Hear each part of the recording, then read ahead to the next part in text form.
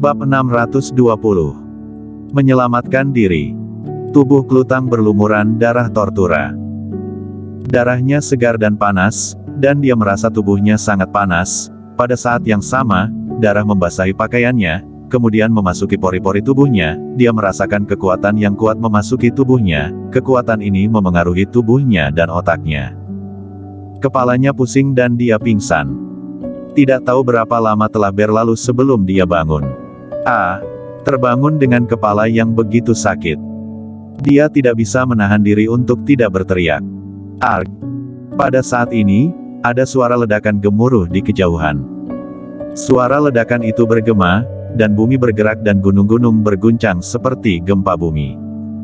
Klutang berdiri kaget. Boom, boom, boom. Ledakan konstan di kejauhan. Dia panik. Saat ini, Kingston Jiang bersama Jonathan Chen. Tortura telah terbunuh, dan pil batin Tortura telah dihancurkan dan tercerai-berai. Banyak petarung kuat telah berjuang untuk pil batin dan membuat guncangan yang besar. Dia dan Jonathan Chen berencana untuk pergi melihat situasi. Ledakan tiba-tiba membuat keduanya hampir kehilangan kestabilan. Ada apa ini? Jonathan Chen panik. Setelah Kingston Jiang berdiri tegap, dia berbalik dan membuang muka. Bergemuruh. Tidak jauh darinya, bumi terus-menerus bergetar dan berguncang, dan langit yang dipenuhi serpihan membumbung tinggi. Gawat! Kingston Jiang tidak bisa menahan diri untuk tidak berteriak. Cepat, ada bom yang terkubur di tanah, dan sekarang bom itu telah mulai meledak. Kingston Jiang tidak terlalu peduli lagi, dan segera mengeluarkan energi Qi untuk melarikan diri. Ledakan. Begitu dia menghindar, area tempat dia berada meledak. Daerah sekitar tempat faksi Gunung Tian Shan berada meledak dalam sekejap. Sebelum pertempuran sengit, gunung-gunung yang runtuh memiliki retakan di banyak gunung. Sekarang bom telah meledak dan beberapa gunung mulai hancur.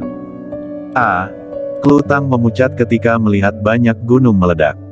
Tolong, tolong. Dia berseru dengan keras.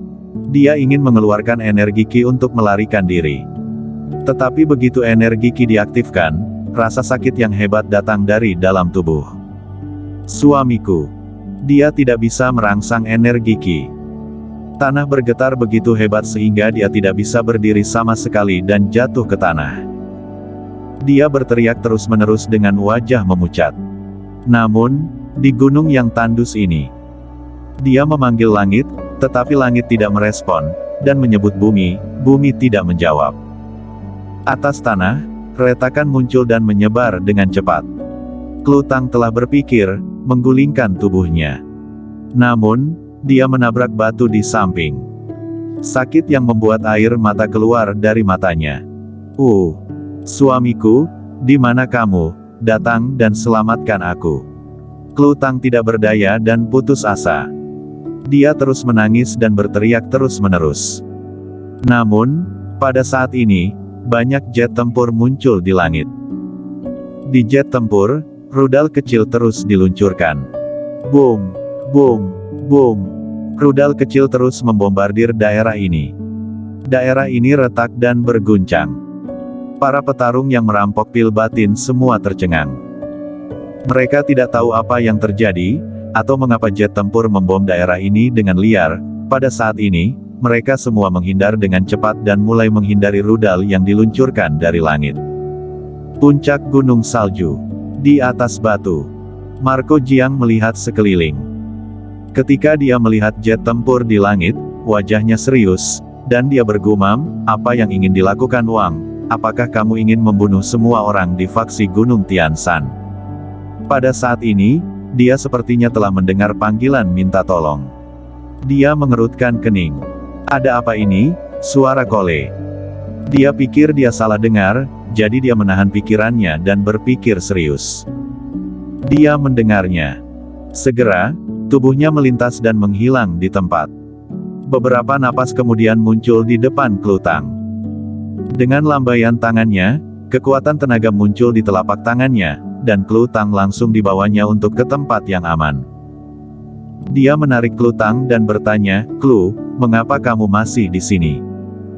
Bukankah kamu tadi malam sudah kembali?" Kakek. Melihat Marco Jiang, Klutang menangis. Marco Jiang memperhatikan bahwa dia berdarah, mengerutkan kening tanpa sadar, dan bertanya, terluka. Dia meraih tangan Klutang dan menggenggam nadinya. Pada saat ini, ekspresi Marco Jiang berubah. Aura yang kuat. Pada saat ini, sebuah rudal datang. Pergilah. Marco Jiang adalah level 8 alam, dia merasakan aura berbahaya. Menarik Klutang, dengan cepat melarikan diri. Begitu mereka menghindar, rudal mendarat di area tempat mereka berada. Boom! Dalam radius 1 kilometer, itu langsung rata dengan tanah, dan banyak batu berjatuhan dan melayang di udara. Di langit, lebih dari 100 jet tempur membombardir petarung di bawah ini. Bahkan jika petarung ini adalah level 8 alam, mereka tidak akan bisa bertahan. Selain itu, mereka sebelumnya terluka, tetapi sekarang mereka merasa lebih malu dengan pemboman itu. Oh sial! Marco Jiang membawa Klutang untuk melarikan diri dan terus berteriak. Bajingan sialan, jangan membuatku pergi hidup-hidup, atau aku akan membuat perhitungan denganmu. Ada terlalu banyak jet tempur.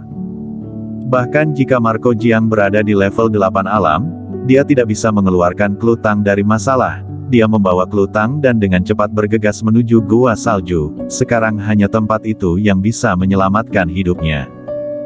Gunung itu hancur berantakan. Marco Jiang begitu cepat sehingga dia bergegas masuk pada saat pintu masuk gua salju terhalang, dan membawa Klutang ke kedalaman bawah tanah. Di luar, masih ada pergerakan. Batuan di sekitar gua salju terus runtuh. Marco Jiang juga tidak punya pilihan selain terus masuk lebih dalam, masuk ke bagian terdalam bumi. Ketika melewati gerbang besi, melihat pedang pembasmi iblis di tanah, mengambilnya, dan pada saat yang sama mengeluarkan energi Ki untuk melawan pikiran jahat pedang pembasmi iblis. Segera, dia membawa Klutang ke bagian terdalam bumi. Setelah mencapai bagian terdalam bumi, pergerakan di luar jauh lebih sedikit. Namun, bumi masih menunjukkan tanda-tanda gemetar, tetapi gua ini tidak terbentuk secara alami, tampaknya dibangun khusus oleh seseorang, dan sangat kuat. Kakek, aku panas, aku sangat panas, dan tubuhku sangat panas. Klutang masih tersadar, dia merasa seperti ada api yang berkobar di tubuhnya. Dia mengulurkan tangan untuk membuka pakaiannya. Bocah ini.